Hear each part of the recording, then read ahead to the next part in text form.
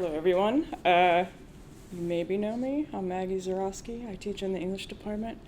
Thank you, everyone who came to the first half of today's events. And thank you to our presenters. That was really, really beautiful. I thought that life at the university was going to be like that every day, but it's a rare treat. So thank you very much for the conversation.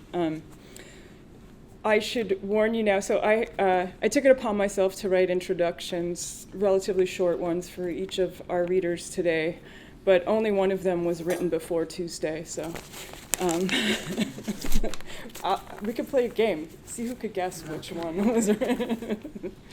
So our first reader tonight, or today, 3 p.m., is, here we go, Vivek Narayanan. Did I say it right? You did. Narayanan. It's Vivek. Vivek? Vivek. Yeah. Vivek? Yeah, just ask Marjorie Taylor Greene how to pronounce Vivek. Vivek? Yeah. Wait, it's more on the V than the... Vivek. Yeah. Vivek. Yes. Oh, it's like German. Vivek. Fox News pronounces it perfectly now, thanks. Wait, you're on Fox News? No, the other Vivek is. Oh, right, Vivek. I was like, what? Vivek. All right. Well, Vivek, who's on Fox News. I should say that I first met you because I signed up for your 3-hour or 2-hour translation workshop at the Louisville conference, and that's when I first encountered this text after. That is mostly what I'll speak about in my introduction, but you were my formal gateway drug into coming out as a translator, so I was grateful for that afternoon. It was very nice. Vivek's book After, as he notes in his preface, is a reinvention or rewiring of the ancient Sanskrit epic Ramayana of Valmiki that follows Prince Rama on his 14-year exile, accompanied by his wife Sita and brother Lakshmana. Such reinvention or rewiring is meant to bring the text alive for us English readers today as sound, image, and even graphic. And it does. Listen to this passage from my favorite of the 3 poems titled The Jeweled Deer. Gathering in all his powers, every ounce of himself, Maricha transmuted into a deer face, modeled dark and light, blue and pink alert ears like sapphires, neck gently elongated, glowing moon belly. Vivek's After expands the notion of translation by adding to the original, so that we encounter poems about a son visiting a dying father in a contemporary hospital, an encounter text documenting killings and torture performed by the Indian state in the past 25 years, alongside scenes of war from Valmiki's 6th book. In his preface, he argues that such additions by a translator are part of the Ramayanan's history, is in essence what translation has always been. He gives the example of 13th and 16th century Tamil and Hindi translations of the epic that both added and subtracted to the text, complicating the notion of a definitive source. All this suggests that After has many authors, and Vivek is just the latest to bring it into being, this epic, this creature that had and had never been, how ours was that of the knitting and not the tearing asunder. Please welcome Vivek.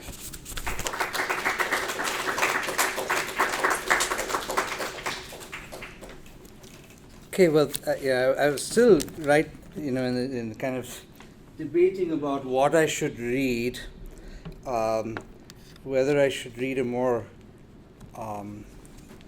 optimistic new book, or a more or a pessimistic section of After. But I think your introduction suggests that Maybe do the optimistic. maybe I'll do, because I feel like I should do the pessimistic, unfortunately. But it's what do we want? Do we want optimistic or pessimistic? You choose. Sorry? You choose. Yeah. Well, let's go with pessimism to start off with. Jeff, we've seen that polling doesn't work. You should just make a decision. Good point. Democracy, as they call it in Indian left circles. Do those bookmarks help you at all? Yes, well, it's kind of like, I try to make them help me. Okay, so this is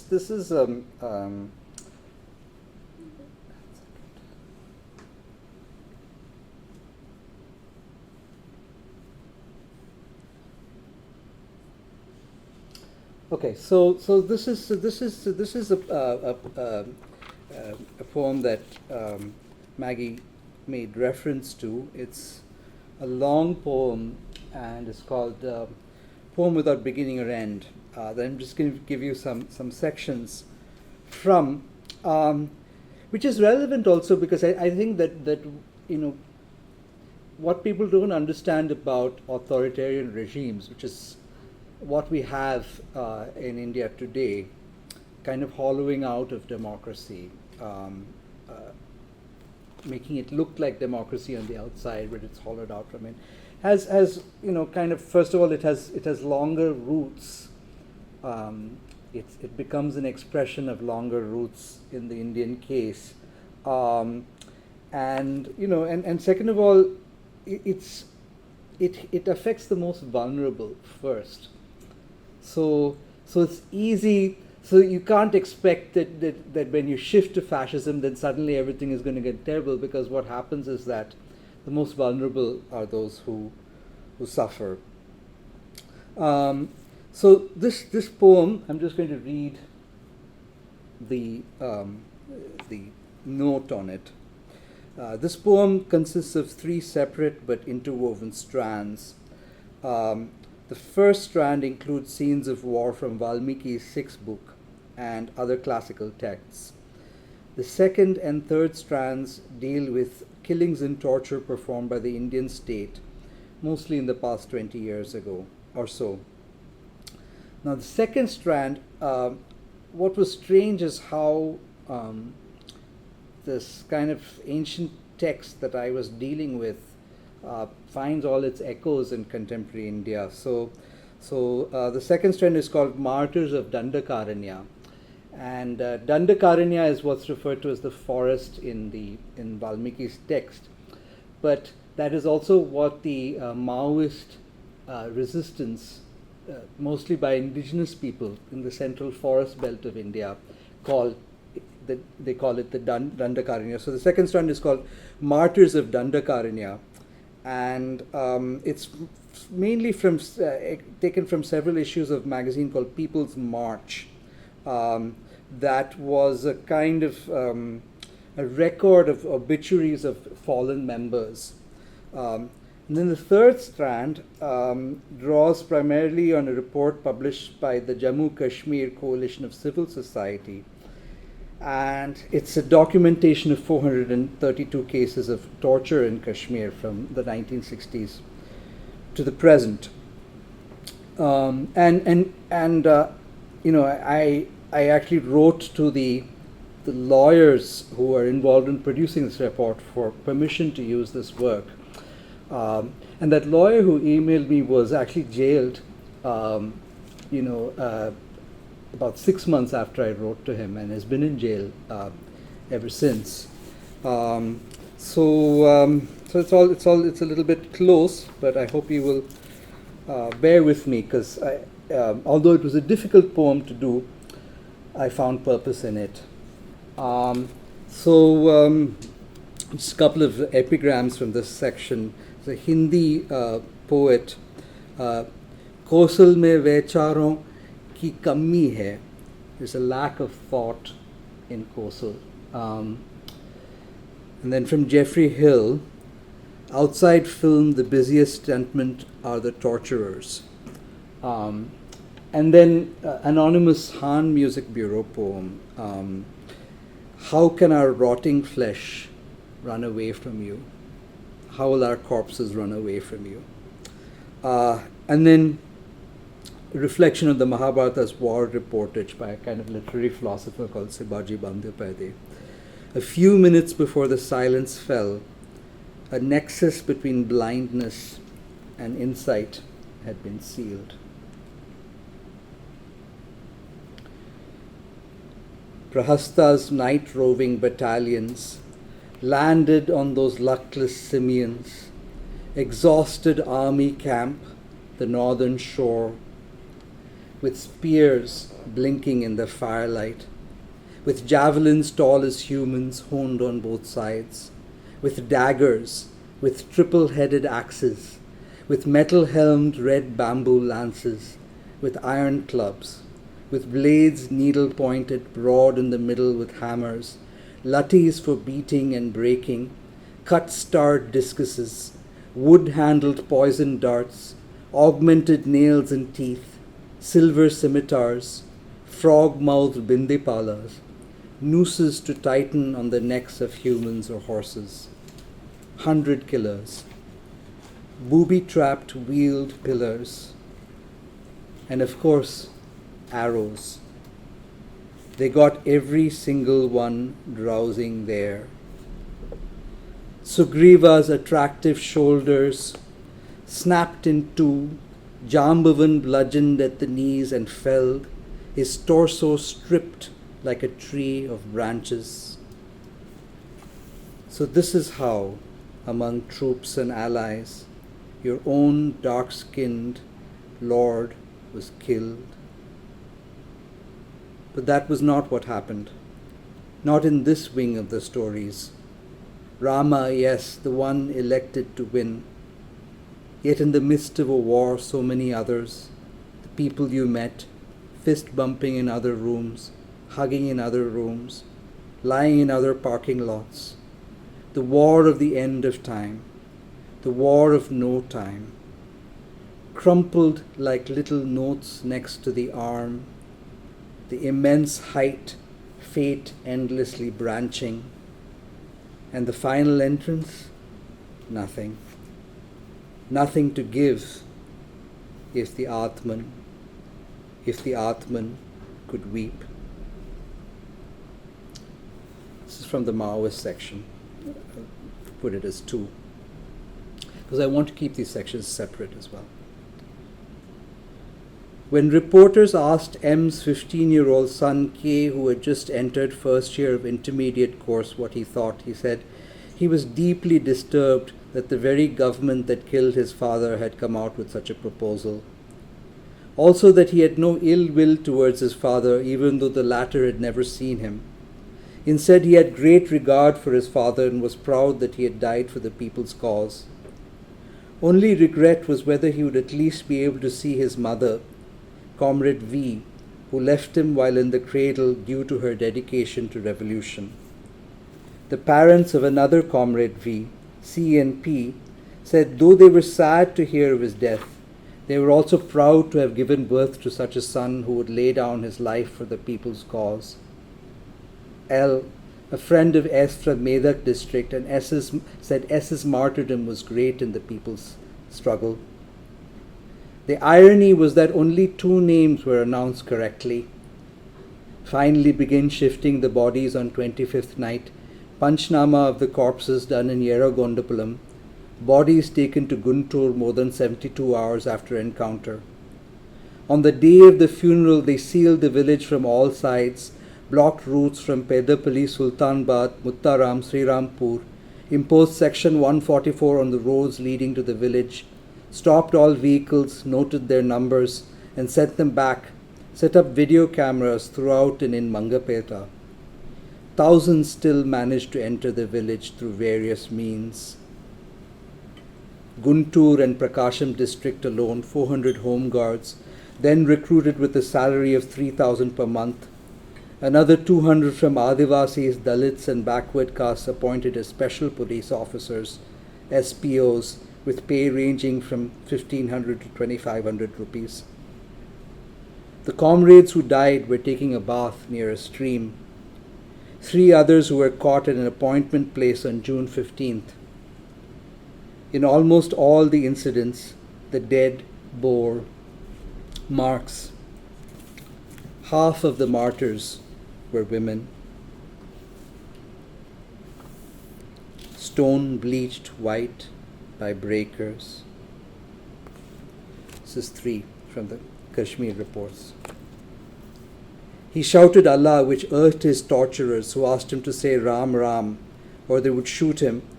When he was refused, he was beaten so mercilessly that other officers rushed in from outside and rescued him. Kept naked and forced to drink water before being given electric shocks. With a steel rod and lost consciousness when hit on his head by the... This was done in presence of the superintendent. Interestingly, no questions were asked or no information sought from him. Frequently called to the camps after that, forced to collect garbage, prune branches, do laundry, weep. Another comrade P, one of the rising local stars in the Dandakaranya revolutionary movement, born in a poor peasant family as J.V., there is a lengthy reference to him in the Marathi novel by Vilas Manohar, Ek Naxalwadi Chi Gosht, and at the time of his death a long obituary in a Nagpur daily, today a song in Gondi.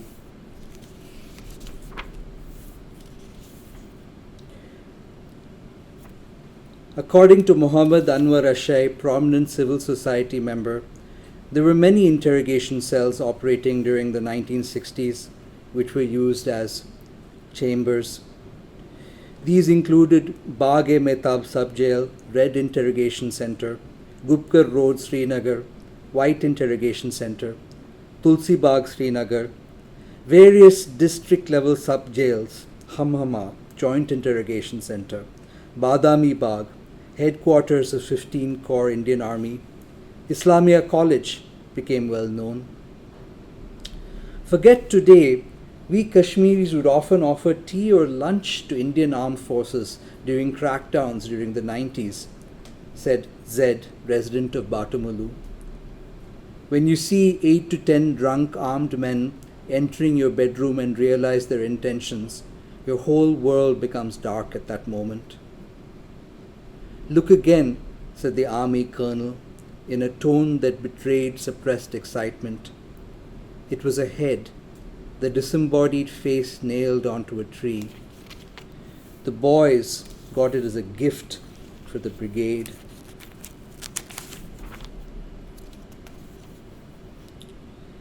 Comrade B carried many comrades who were seriously ill during journeys into the forest. Very simple in his dress, though he was regularly doing recce work in the cities.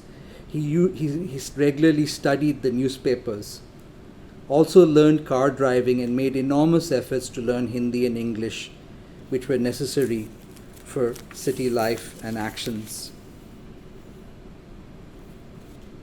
Comrade S was a native of Inol village. Father was a carpenter. Though he seemed to be a lean and thin person, was firm in all actions. Always put much effort on studying. Always put his study in a question and answer form written in his notebook.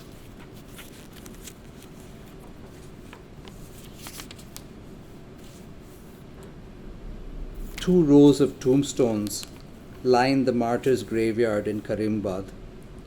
In front, white marble slabs bearing dates from the 90s. Behind them, gleaming black stones, 2015, 2016.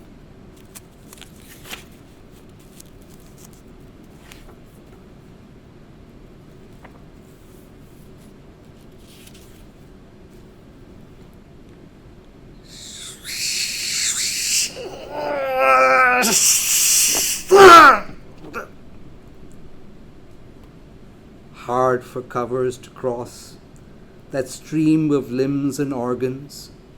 In the season of departing clouds, banks lined with swans, cranes, geese. The skin brushed sky dark red like kumkuma powder smeared. The hunched horizon like some lung billowing from an opened chest. The shut umbrella machine, the eloquent tower machine, the machine of glass and fizzled light, the one for moon manufacture, the fantasy tableau, the 5-cylindered, the one with the wire-bound animals, the poison gas and ear-popping sound machine, the machine of tar layered below genuflective water, the three-leaved machine, the twin-pillared soothsaying machine, the one to change a river's direction, the other that bores a hole in the ground, the one whose top splits off to soar into the sky, the 5 keys that appear as turrets, the one that gathers, the three-face, the machine that carries another machine inside it, the old 100 killer, the one that merges in the sky but transports elephants, camels, chariots on the ground,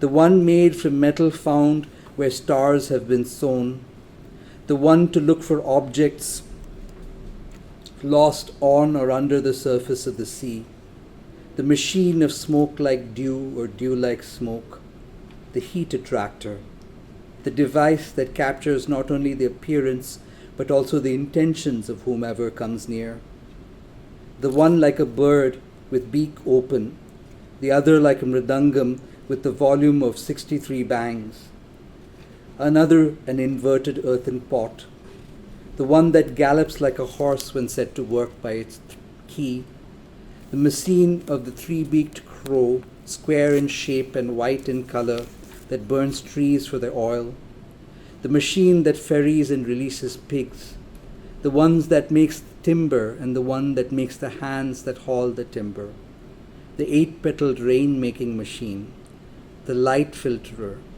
the mortar with sieve-like holes, the one that sets fractured bones, the one that wraps a body in the bark of the Valkala plant and severs the limb, the one meant for the and killing of deserters. Comrade V, born in a middle-class family in Karimnagar district, when she was 8, read all 8 volumes of Mao's writings, not a small feat for such a young girl from a village. One day the enemy encircled the squad when it was near Gopalpur. She died in the firing. Although T lost 12 years of his life proving his innocence, still comes across as a very positive man. Judgment also recommended that 100,000 rupees should be paid as compensation, the ratio of 50,000 rupees by SHO MFK and then SHO Police Station Darhal, and MB in equal shares, and 50,000 Indian rupees should be paid by constables, MS, AHB and A in equal shares. It also recommended the prosecution of the accused in FIR number 81/2006, US 330 of RPC. Comrade R, born in 1974 in a drought-affected district. Though no proper food, no chappals for her feet, only torn clothes to wear, and no books to read, used to go to school regularly. So poor they decided she could not be married off. Migrated to Hyderabad city in search of livelihood. Walked to wherever she could learn new things free of cost. Tailoring, typing, computer, shorthand, spoken English, etc. From childhood faced sexual harassment by her eldest brother.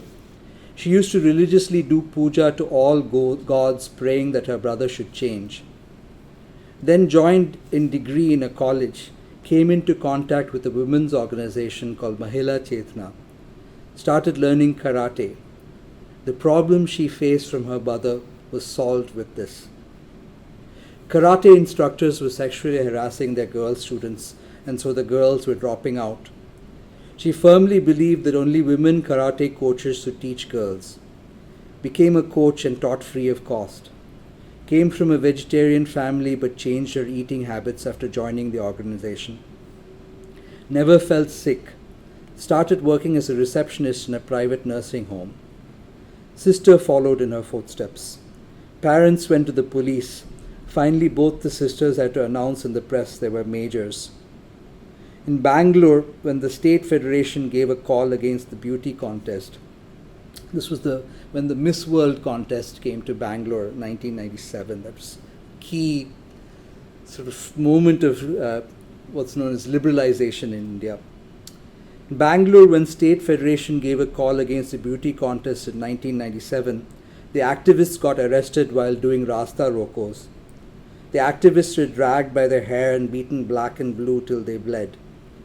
She loved to have long hair, but after the Bangalore arrest, thought her hair was too handy for the police to grab her, so she cropped it. 2003, joined the Maoist party. Martyred in a fake encounter with the mercenary police forces. July 23rd, 2006. The surface of the ocean on which the light of the great city fell. There a second Lanka burned. From aerial car they could see better the wide harvests in the field, armies in waves who gathered or melted the scapes, then limbs and innards bristling with spikes, armors cloven, bows fallen from knife-sliced hands, sediments of pus, but soon to be bones rising in bleached light. Then even that, long gnawed by amnesiac yugas to come. The flame in the mind when it appears, smokes and splutters, throws out sparks.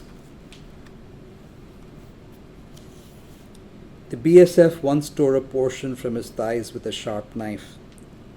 He had no FIR registered against him, yet he was picked by Sikh regiment of Rangret camp and taken along with other boys to a room, and, with a toffee and a pear in his hand, he went through the by-lanes leading to his uncle's house. Alive because on his face had the brightness you never see on the faces of the dead.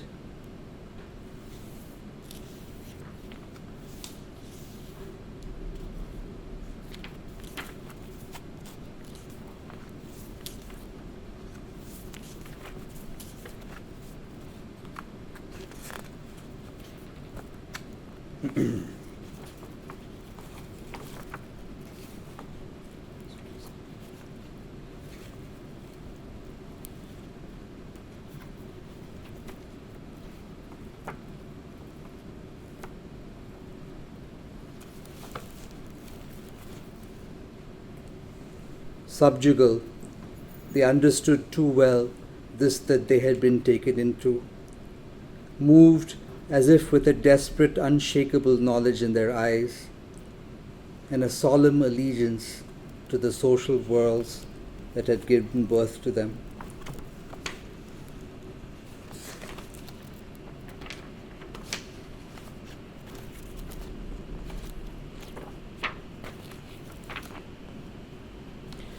They told him his real name was Adil and that he possessed a satellite phone, using the same methods over and over. Was not allowed to bath. Several layers of dirt accumulated, rubbed through his hair. His continued for the whole night.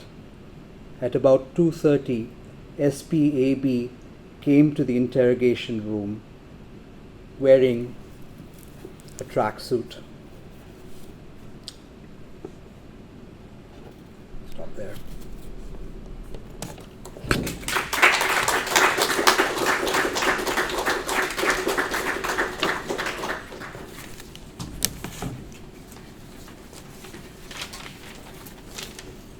Thank you, Vivek. I'm so glad you also had the visuals.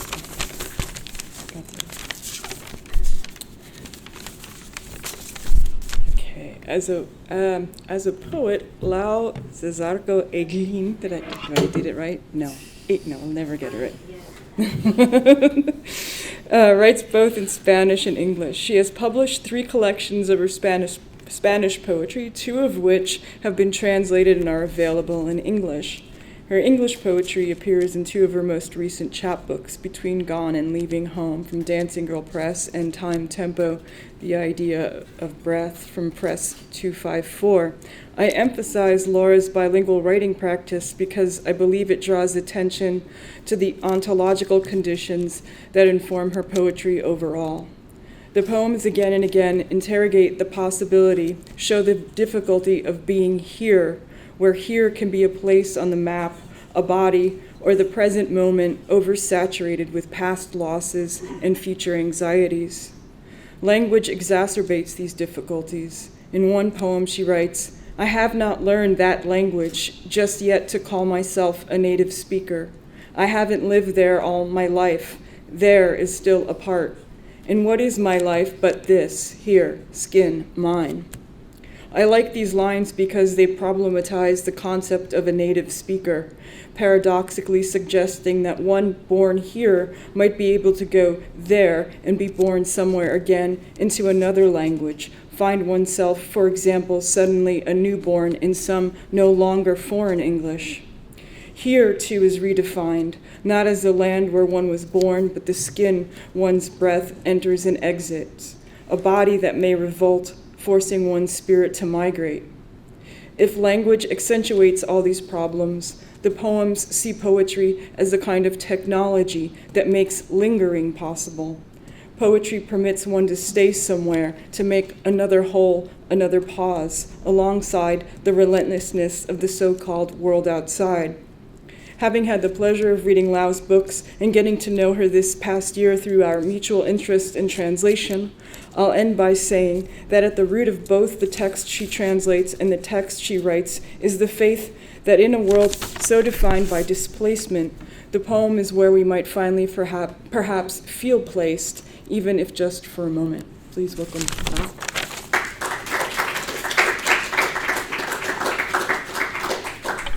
Thank you. That was beautiful.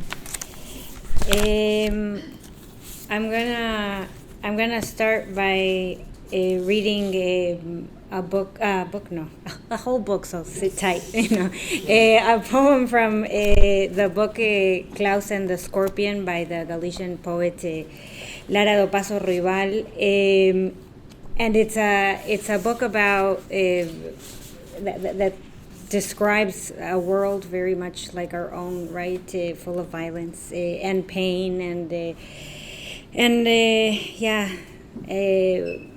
forceful, omnipresent, repressive, etc. And but this is a hopeful poem. I'll read a little bit from the Galician so you hear what it sounds like in a Uruguayan accent. O mar está en calma, ainda que é inverno, ainda que hay temporal, o mar está en calma. Fixo a vista e podo ver os gravados nos muros de pedra, invisibles no pasar dos dedos. Diante de min, un desfile de corpos que non me interesa. Perdo volume con pasar dos días, perdo aire, pero o mar está en calma, e só por iso respiro. The sea is calm, even if it's winter. Even if there's a storm, the sea is calm. I focus my gaze and I can see the engravings on the stone walls, invisible to the passing of fingers. Before me, a parade of bodies I'm not interested in. I lose volume with each passing day. I lose air, but the sea is calm, and just for that, I breathe.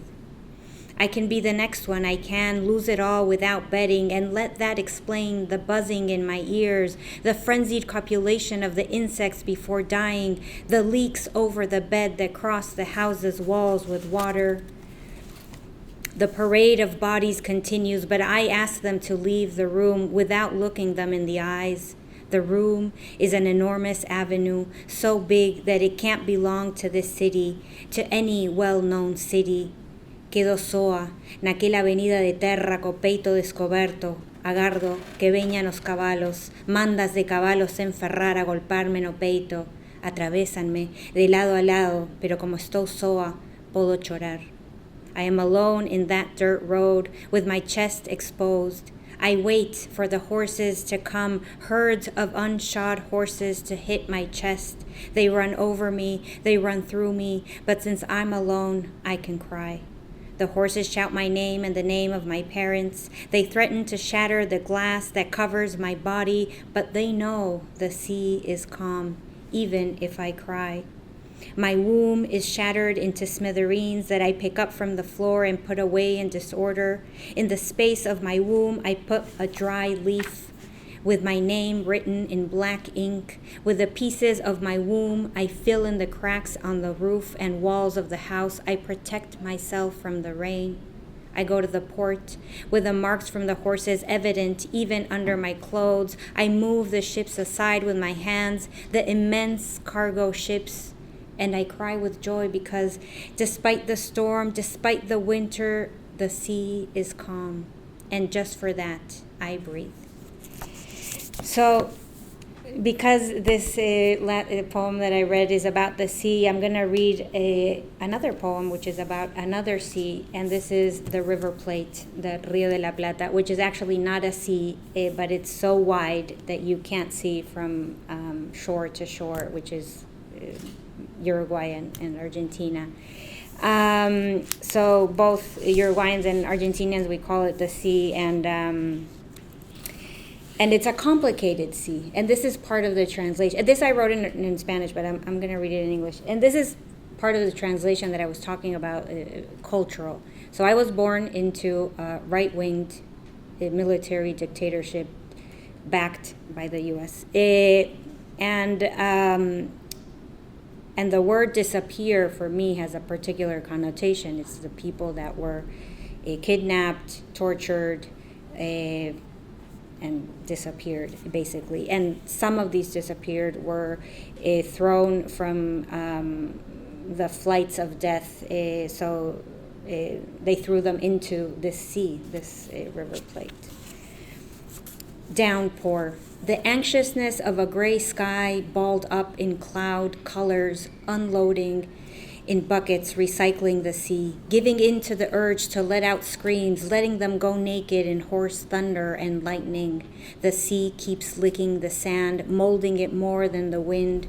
The footsteps that leave tracks are erased, disappearing, just as they disappeared, you, leaving me with one less footprint for every question I refuse to answer. While today the gray swells from all the crying, images flashing between the electric prods are all that remain of you. So even one's imaginary, right? The images, the image bank from where I pull my images is very different, right? I was actually going to read from the poem that you quoted, so I'm going to read another one. No. It's wonderful. I loved it. And speaking of translation, a few years ago I had melanoma and different kinds of skin cancer several times, and I understood that I was being called to understand that language, my body's language. What was it trying to tell me, right? So my body was trying to tell me something. I was trying to translate into any language that I knew, and yeah. So I'll read this one. Melanoma's lines. I'm afraid to touch the new scar in case it deepens or hurts me as much as cancer did. I practice getting closer, the art of trying, becoming training, and I become persistent or brave. And you call it stubborn, but I know how to listen to what's not ready. Too raw for open to be welcoming. I was opened with a knife and felt blood run over my chest. Run over, the feeling of emotional exhaustion as a side effect of too much. I smelled myself being burned, cauterized, they said, as if I didn't know how to detect euphemisms. One scar, then another, that's 2 lines already. A couplet written in 5 months, a couplet that promises to be the beginning of a lifetime of poetry. And here I think you see what I was saying during the panel, this talking about something, but also looking at the language that I'm using, right? So blood, I felt blood run over my chest, and then I'm thinking, oh, run over. The feeling, oh, that means the feeling of emotion, right? So I'm trying to do a lot of things at the same time. And I was saying how interconnected for me translation and poetry are, and I was I work a lot with obsessions, my obsessions, right? So I was upset, and still am. But I always hope that a book or a translation or a chapbook will close the obsession, and it never really works, but I try. So I was obsessed with language, with time, and I wrote my dissertation on time, and a way to get closer to one of the poets. So I was analyzing 3 poets and their work, and 2 were one from Argentina, one from Uruguay, so in Spanish. The other one was Hilda Ilshi, Portuguese, and the narrative itself that I was writing was in English.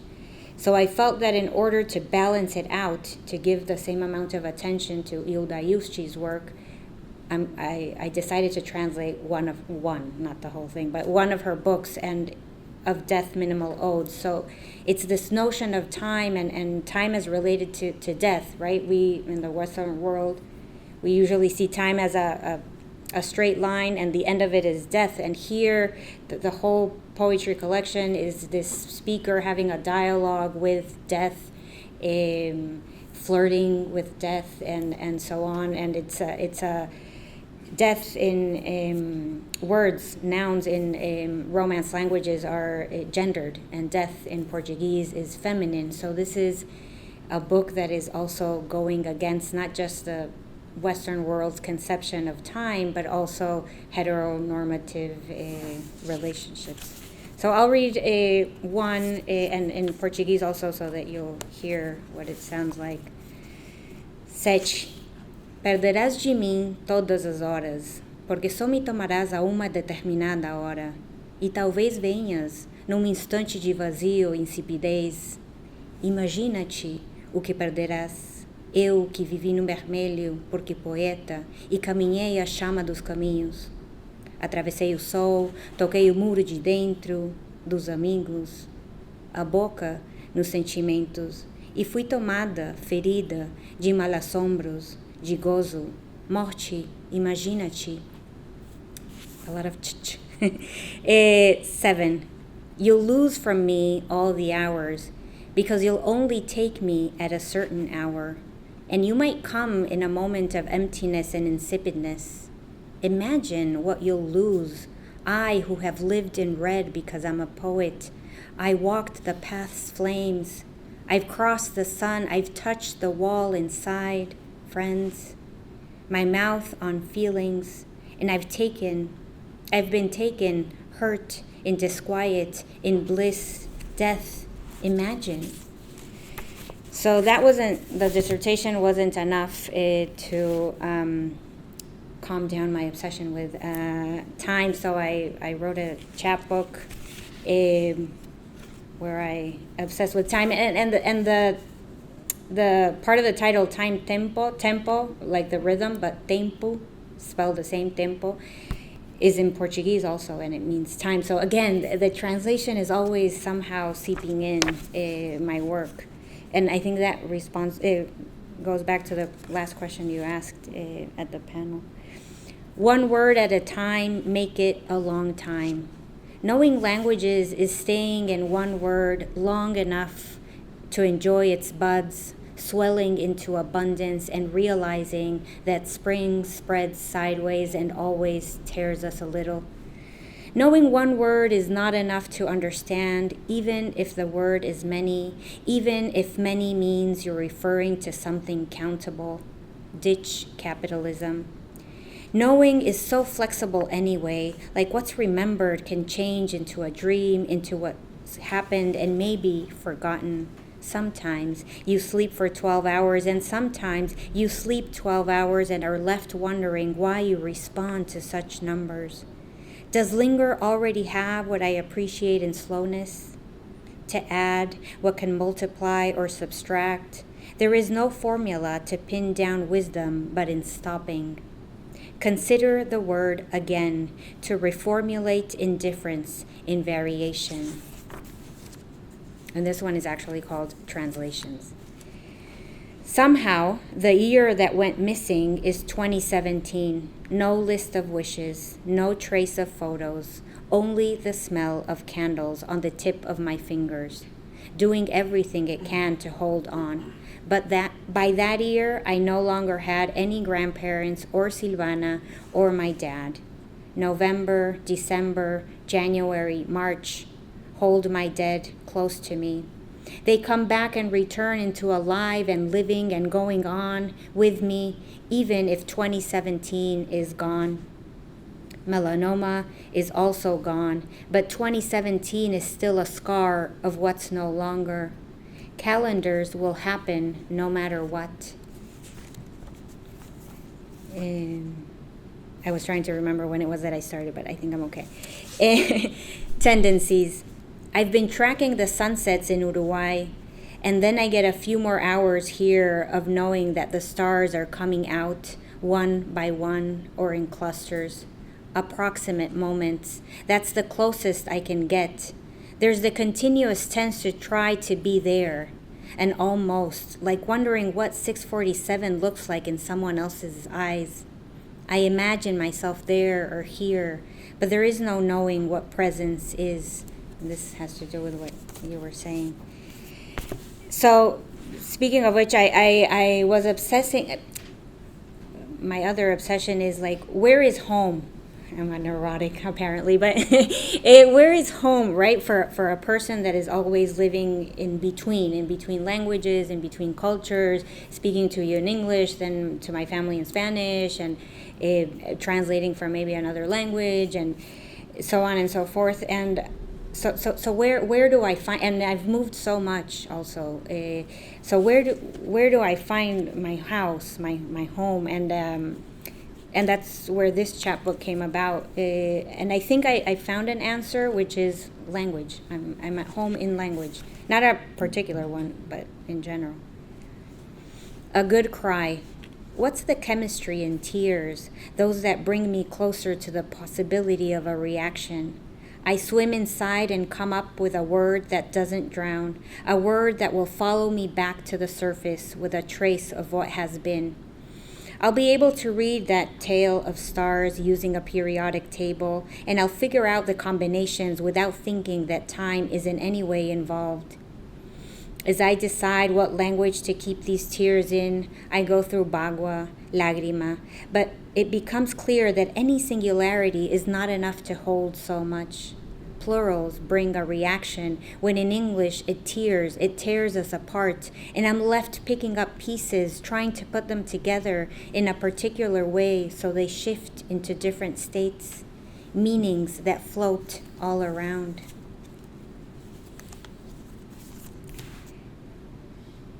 Distance as vertical and horizontal. The grass on my screen, yours actually, grass twice removed from me. Grass I've never seen or heard before. If I could step on it, I could step under a jacaranda. The one with the accent mark on the last syllable, the one whose identity a children's song misconstrues and gives it light blue flowers. Violet above my head in a mane, violet all over September as the start of spring. Winds and time will bring the focus to the ground and the words scattered. The focus on a hemisphere away, carried by birds that tell us a story about migration, leaving and coming back to away. Carried by birds, Uruguay in Guarani means carried by birds. So I want to read a few poems that are not in any of these collections, and I want to read this one because yesterday we were talking about Berlin. I've never been to Berlin. I have no connection with Berlin, but I don't know. It's in a poem somehow. Correspondence. Berlin is for beat. That's the origin of the letter. A house and its windows. Berlin is a postcard, sent instead of an email. Berlin is the day I opened my mailbox. It was not empty. It held a detail. Berlin is on my fridge. It has been there since 2009. I've taken many trips since then, most of them to my mailbox, none with Berlin as destination. Points of departure are variable. Something can come from there, someone can leave. A letter that starts words or ends them, a letter that's on paper. I wait for Berlin in handwriting. I write Berlin's letters. I write Berlin in the letters I craft. I try to put it in there, create a context where it fits, sort of how I try to create a space where I fit, a home with letters, made of letters, Berlin where I've never been. And I'm gonna finish with two poems that I wrote in Spanish, and I'm not gonna translate them, but it doesn't matter if you don't understand my Spanish or not. But just here, this is one of the languages that I live in, right? And I'll translate the title: Semantic Orientation, Semiotic Confusion. Orientación semántica, confusión semiótica. Empiezo a entender que confundo expectativa con ilusión, como si fueran la misma palabra, como si siendo distintas tuvieran el mismo significado. Se comparte la esperanza, pero no el grado de conexión con la realidad, el sueño, la imaginación, el engaño. El ángulo de la posibilidad es tanto más agudo cuando grave es parte de la definición. El énfasis queda difuminado, sin saber bien qué se acentúa, con cuántas ganas se siente algo que rinde un tilde en la esperanza. Thank you.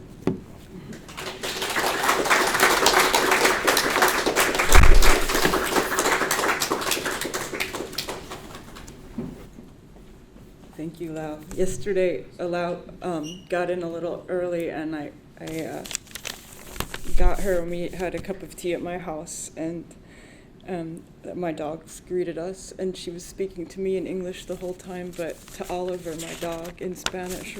Sweet nothings and reprimanding him when he was misbehaving. So. I feel like I should ask you how to pronounce your name, since it's been what I've been doing. No. What is my name? I don't know anymore. Jake Syersak, as many of you know, huh? Yes, I nailed it. All right. As many of you know, Jake completed his PhD here at UGA. I had the privilege of serving as his advisor and observing him develop a poetics adequate to the experience of life in the Anthropocene. His interest in Timothy Morton's conception of the hyper-object. And what is a hyper-object, you might ask? Well, in Timothy Morton's own words, hyper-objects are all kinds of things that you can study and think about and compute, but that are not so easy so easy to see directly. Things like not just the styrofoam cup or two, but all the styrofoam on Earth ever. We could add to Timothy Morton's list things like climate change and global warming. So if for Morton the hyperobject is an ontological or phenomenological one, for Jake, because he is a poet, it is a poetic one. How can a poem figure or present the events, systems, conditions we sense but cannot see, at least not all at once? These events, systems, conditions that define our lives as we go on living through our self-made ecological collapse. His answer and his innovation is surrealism. This is also his point of contact with Mohammed Hayir-Eddin, where Hayir-Eddin repurposes surrealism for a post-colonial poetics. Jake does so for the Anthropocene.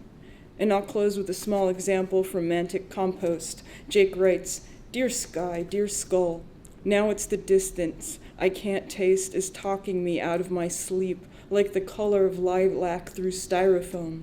You were taught as I was to see dignity in distress, like light gathers into balled up saran wrap, hope to swell, to coalesce slowly into sense, into choice cuts of crystal and or cyst." Please welcome the best hair in poetry, Jake Syersak. Not to insult the other reader. Thanks for that, Maggie.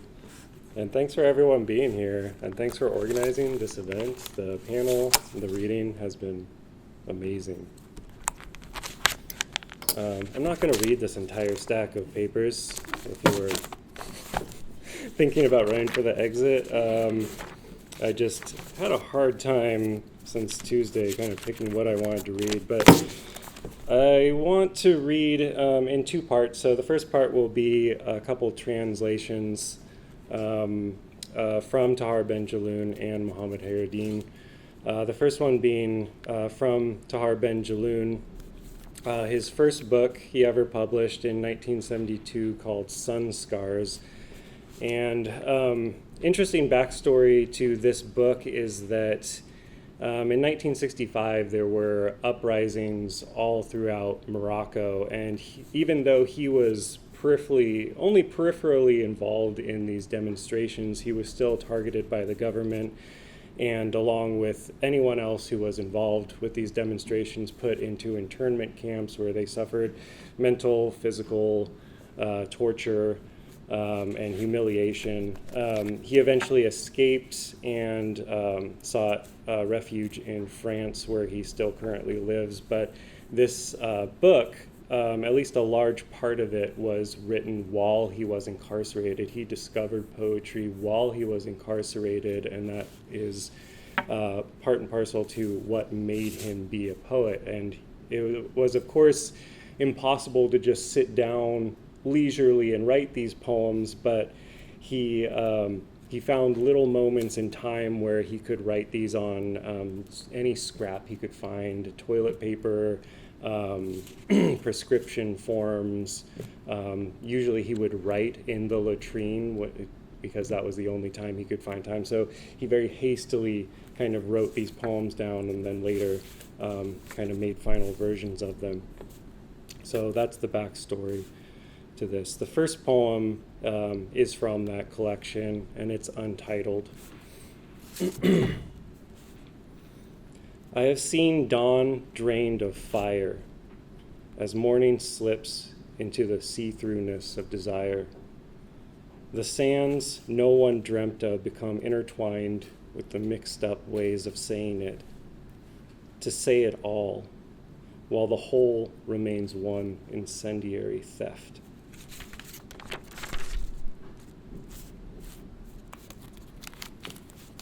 This is, as he claims, the first poem that he ever wrote, and I'll only read part of it because it's quite long.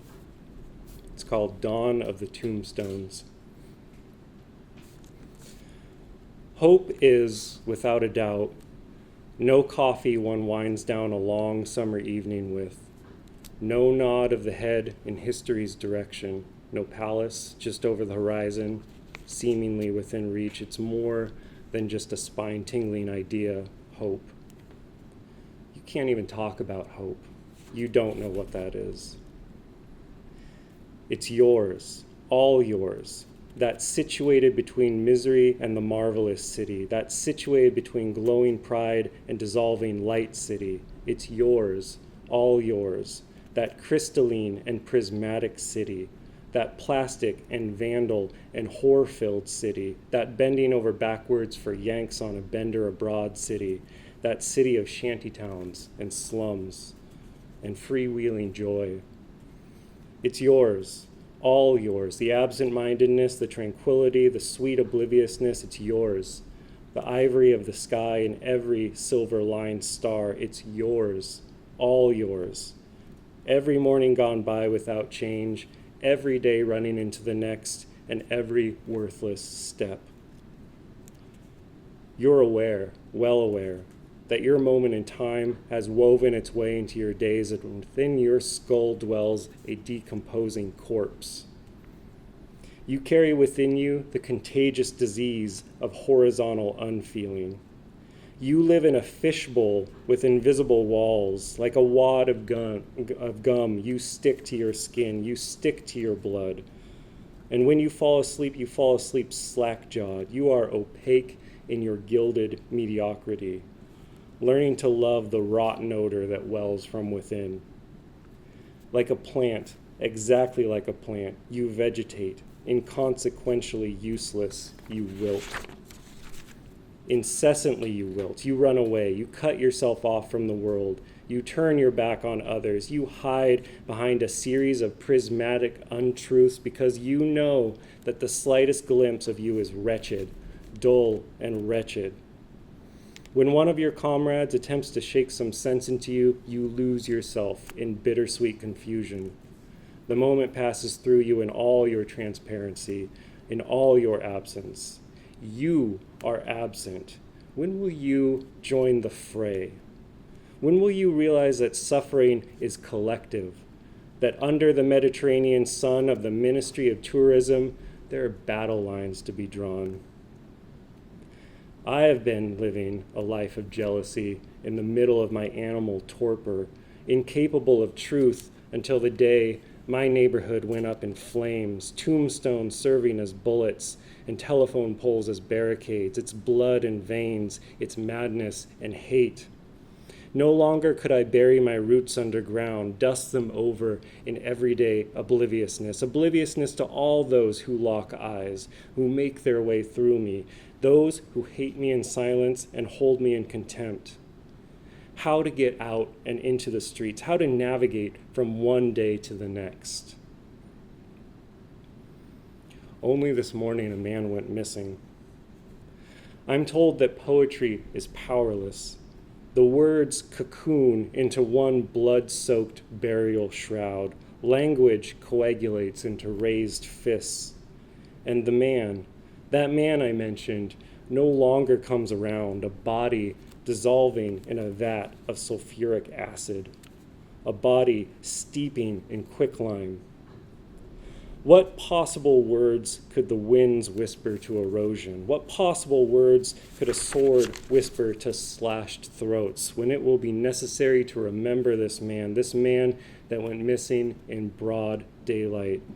Was he the chosen one, the prophet, the long-awaited savior, the be-all, end-all of our liberation? Things once disallowed your grasp are freed.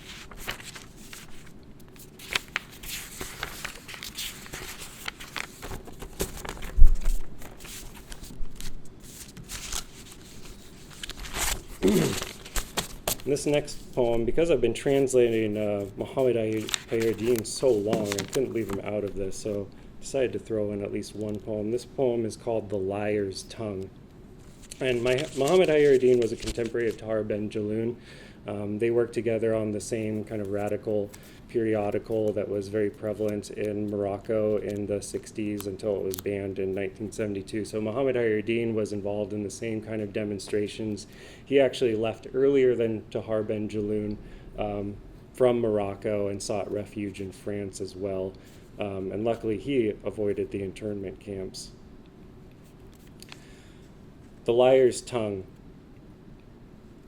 I yearn for another lump of clay, some whereabouts to germinate man from man's decency, to flower some unpolluted souls up through the jaundice, a window splayed against a cityscape no longer. I, the circumcised ego, unfurling fleshy capes, a tableau vivant for all you shooting stars. I yearn for a land I might possibly blend into my own blood, my tempestuous blood, a land I could love with a bitterly grown love. I yearn for your laughter to atrophy the expansive space, so rigidly riveted to every molecule. If only I weren't twisting and turning so. If only my flesh weren't this querulous landscape, this miserable landscape, a flytrap, this ascending scent that shuts me up. Perhaps some sunlight would come up over my shoulders. Perhaps I would reopen myself up to the hazards of this world.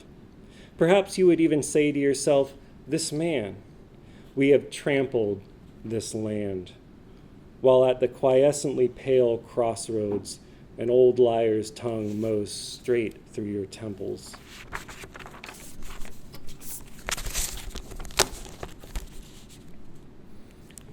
So I'll go ahead and put translation to rest for now, at least literal translation, and move on to my own work. I decided to kind of leave my books at home and only read new work this time around. And it's funny to hear Maggie talk about my last book and what I was writing when I was here. Not that it's completely divorced from what I was writing, but I haven't really thought theoretically about all that stuff in a really long time, and I've just kind of tried to write poems I think are cool, and kind of just exit the theoretical sphere for a while to try and maybe unleash some kind of new wildness. Anyways, I'm working on this book, which is kind of tentatively titled Seismic Mediumicity, which is still, I think, somewhat ecologically focused, but maybe in another way. I kind of wrote a book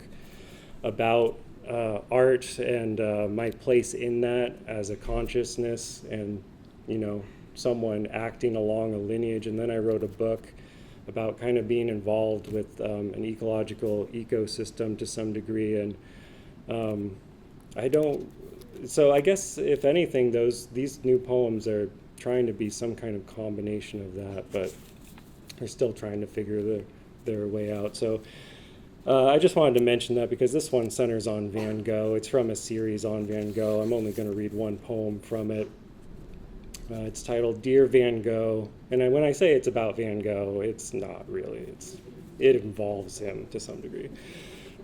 So, Dear Van Gogh, we are lucky if language loosens us enough into one another's. Night falls into the ownlessness that is the ant's black. I smell an empire on fire. In the back of my brain, like love, like a blender full of butterfly wings, like a blur full of Van Goghian eyes. I can't wake up from these ends. Why, into your eyes, Van Gogh, I choose to sink or swim.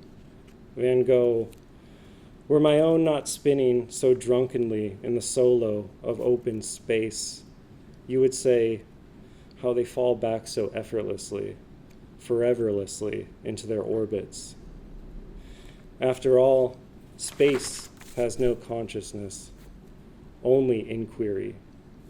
And so is given, a sunflower, having stretched its way past summer and hanging on long into winter, seems welcoming in its own wilt like a stranger's tongue.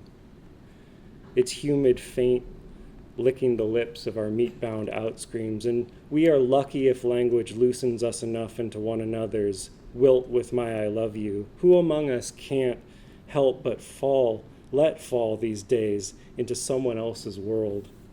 Like a waterfall enamors the loose-toothed mind, falling forever and somehow not at all.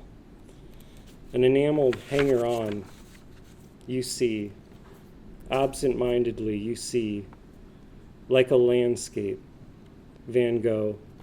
Hang on to me as I hang on to you, as we hang on to this world forever a phlegm of I still believe.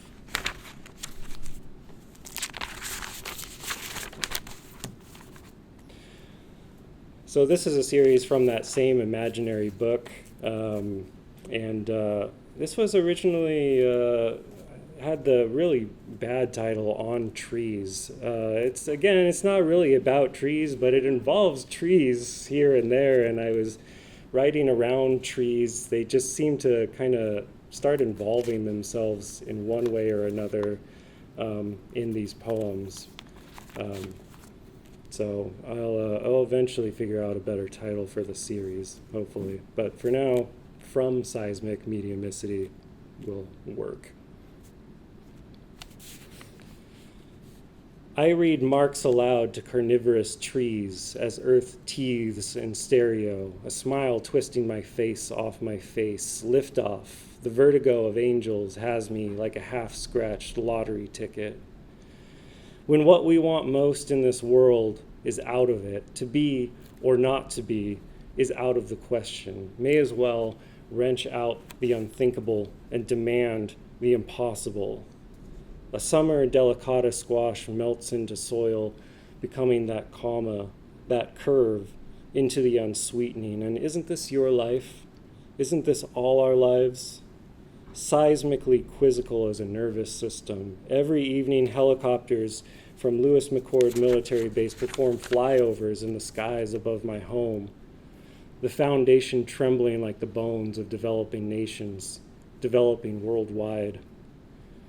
I am outside myself, sitting pseudo-calmly, just watching a spider spin its worthless masterpiece into the air. Come summer, a cattail will unbrain itself into its own braided abyss, and some things will grow too unlike the grass is always greener.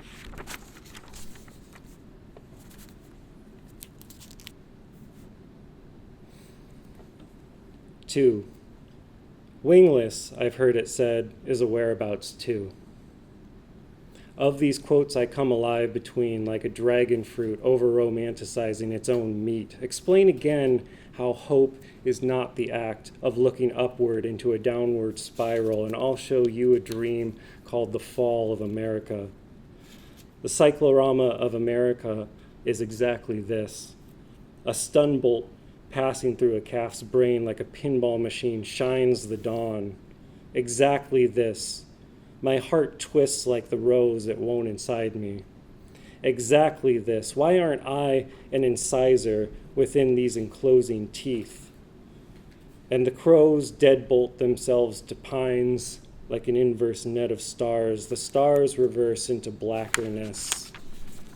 How often the world is at odds with itself.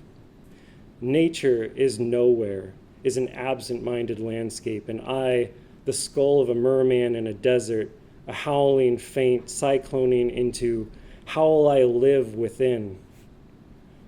While outside the sun boils autumnal maple leaves to the ground. Each one underneath my steps I crush into one existential scream of wanting to be the trees.